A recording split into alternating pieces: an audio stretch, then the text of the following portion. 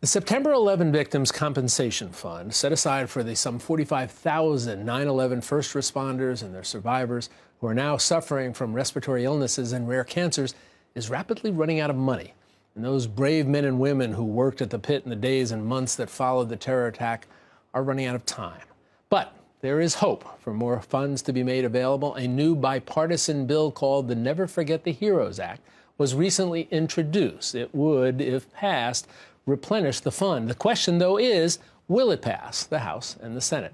Humorist and activist Jon Stewart, first responders, victims, and advocates went to Washington recently to take their case to Congress, and MetroFocus went with them. You have these men and women whose humanity is on the line, whose families are on the line, they're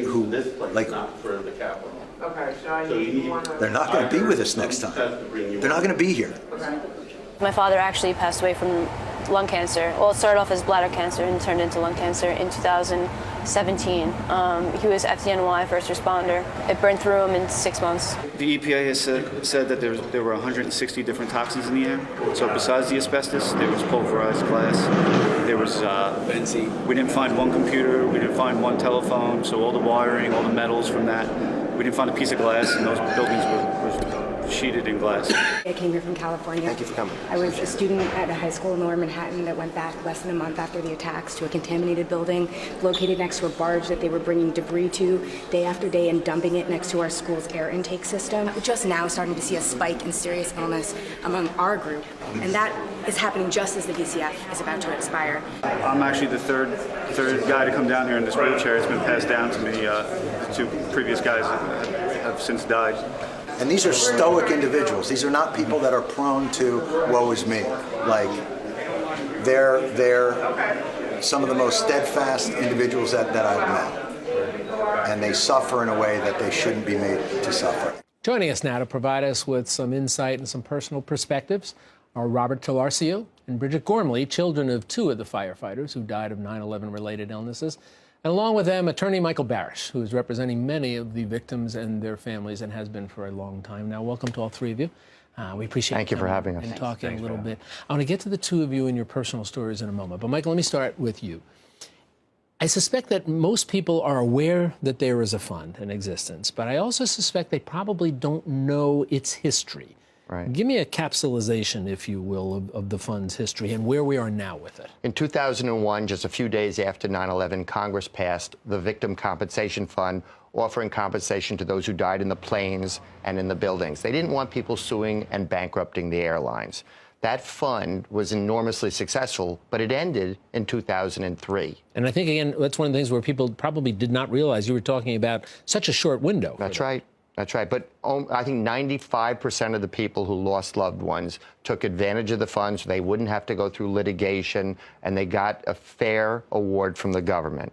I do need to give you some context here. If you may remember, the EPA assured everyone the air is safe. They wanted to reopen Wall Street. They wanted people to do the debris cleanup, and they did. And as a matter of fact, in that opening that you showed, Lila from the high school nearby, her high school was reopened in 3 weeks, and yet they used it as a morgue for the 3 weeks before they reopened Stuyvesant High School.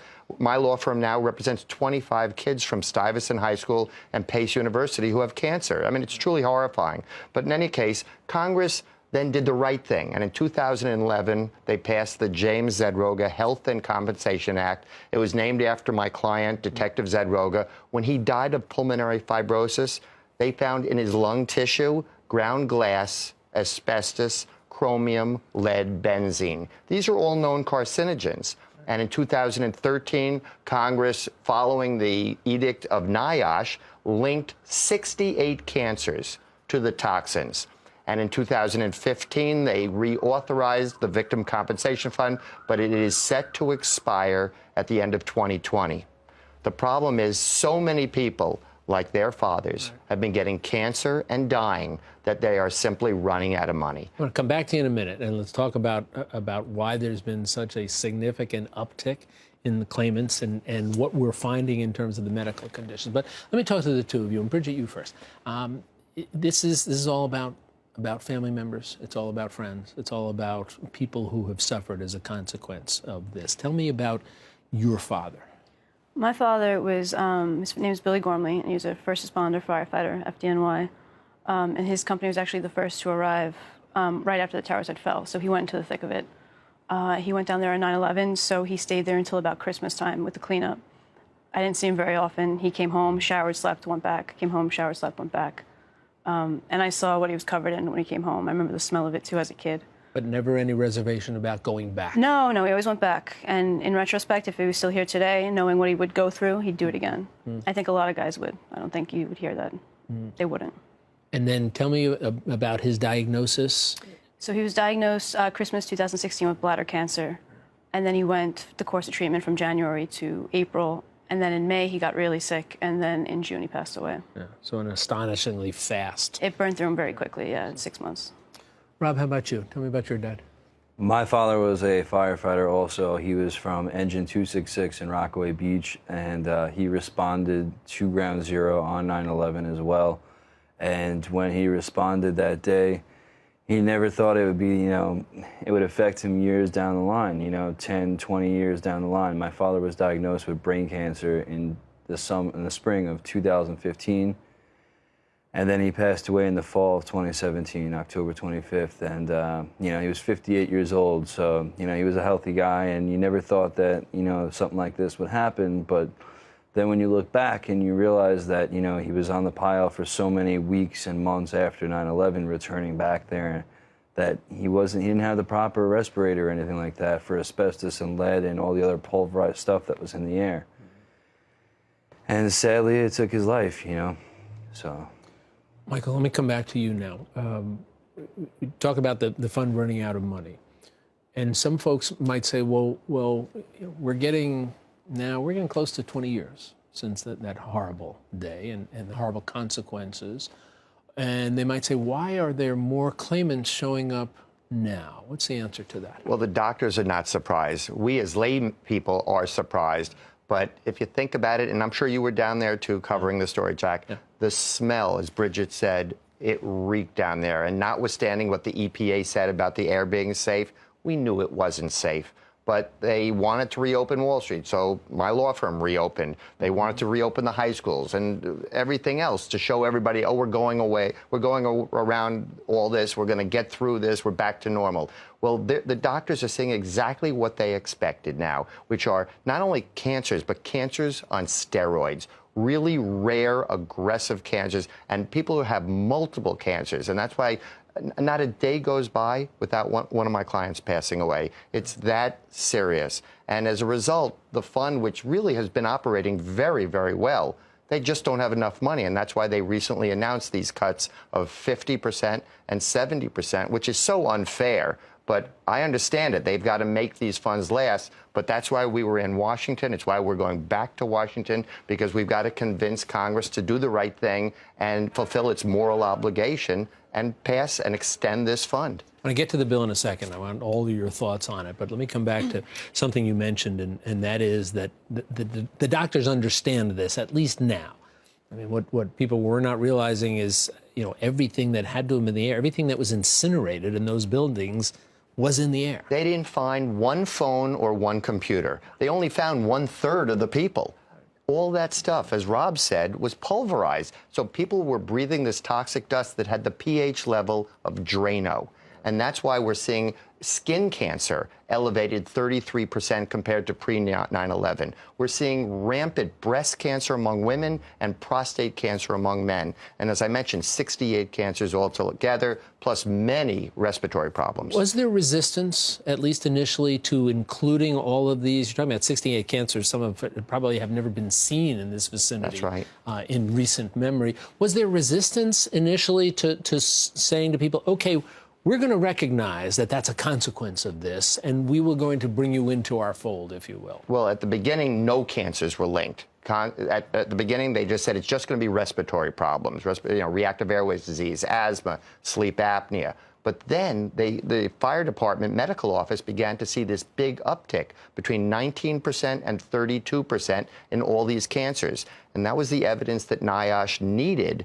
And then finally, in 2013 and 14, that's when they added these cancers. Tell me about the proposed legislation. What would it do? It would fund the victim compensation fund for the rest of everybody's life so that if and when people get cancers in the future, they will be covered. If they lose their career because they can't work as a result of their cancer, they will be covered. And it's just the right thing to do. So no ceiling? No ending at all, because right now the health program has been rightfully extended to the rest of everybody's life. Why shouldn't the victim compensation fund? Talk about the visit down to Washington, right? Bridget, you first.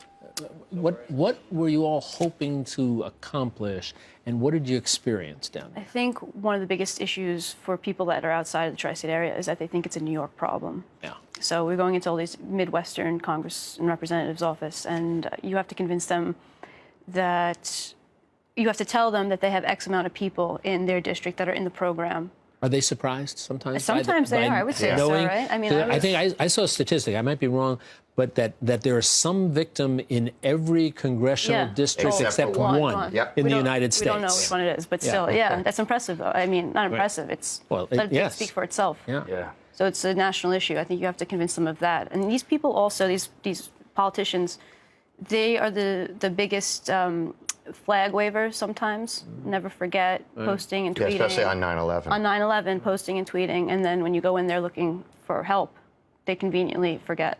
Never forget. It's a loose term. I mean, it's sad that you even have to go down there. Like my father, he took about a dozen trips down to Washington, D.C. himself before he was even sick, and the last 2 times were in a wheelchair that he went down there. Just the fact that he has to go down there with the terminal cancer to convince congressmen to extend this bill is so disheartening, you know. We saw a guy that had less than 6 months to live that was down there with a terminal cancer, basically, that was in D.C. last time. And, you know, if that doesn't speak to itself, I mean, I don't know what else could. The fact that people have to go down there and fight for their benefits to make sure that their families will be taken care of. You know, as my family has a pending claim, many other people have pending claims that are now cut in half or will receive only 30% of what other families did, and it's just not fair, you know? The government set up this fund so that people would not bring forth lawsuits, and now here they are, and it's like a slap in the face that you're going to get 30 or 50%. And, you know, there's no amount of money at the end of the day that'll bring my father back, but, you know, just knowing that my family is taken care of is what matters most and what my father would want to see. So, did you find, Bridget, in talking with these folks, and again, it's, you know, we've heard some people think that it's sort of a regional issue as opposed to a national issue.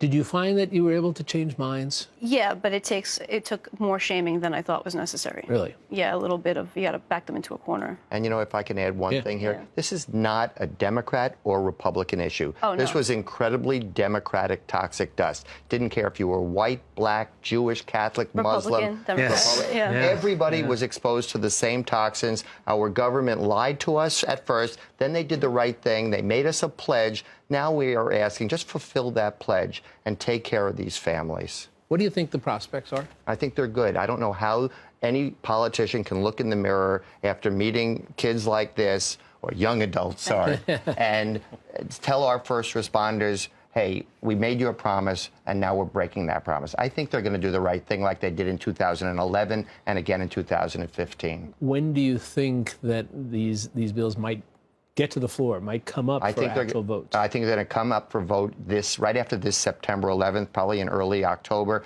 and I think it'll pass then. And I'm certainly going to fight to make sure it happens. Is your sense, the two of you also, after the conversations you had, that I think so. I'm optimistic.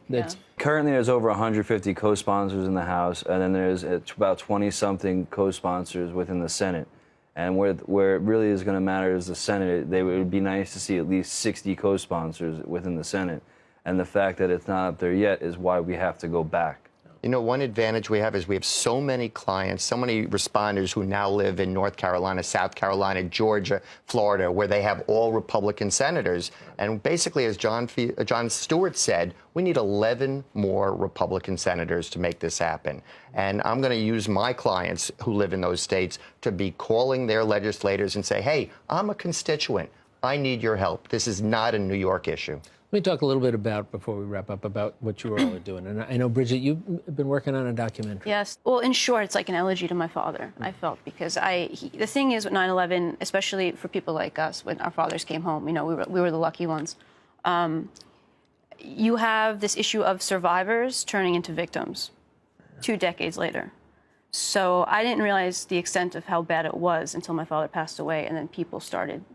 I was thrown into a community I didn't necessarily want to be thrown into. And even there was somebody who visited my father when he was in the hospice who wasn't at the funeral, and when questioned about it, it was because he was in the hospice now. So it was just like they were, I don't want to say dropping like flies, but it was kind of devastating to think about that. So I just wanted to document this whole legal battle, the health crisis, what was done wrong, what should have been done, what did we learn from this. I just want to reshift the narrative a little bit, too, because it's not a question of what happened, it's what is happening. And Rob, you've actually made a life decision in terms of what you're going to do with your life now. Yeah, I mean, I took the fire department test, FDNY test, and I've already passed my written test and my physical test and medical test, and I'm set to maybe enter the fire department academy this summer. I want to mention, by the way, you took the test, right? Yeah. But you also scored 18th out of 45,000. Yeah, I got 18 out of 45,000, so, you know, it was a nice score, so I know that I should be able to get in there. Were you inclined to do that before you lost your dad? Originally, I was set to go to law school, which I still hope to fulfill, and, you know, I mean, with my father passed, and I definitely would like to fill his shoes and just make him proud. So, you know, I'm now going to join the fire department, and it's something that I would like to do to, you know, fulfill and just to give back, you know. So, Michael, come back to you in terms of how these have all played out. When you first got involved in this back then, would you ever have envisioned that nearly 20 years later we'd still be talking about how can we provide something to help the people who were, so many people who were victims of this horrible event? Yeah, you know, honestly, I'm not really surprised. My law firm is 2 blocks away from the towers. I was there the day when the towers started coming down, and I'm one of those people that you see running uptown while the fire trucks are going downtown.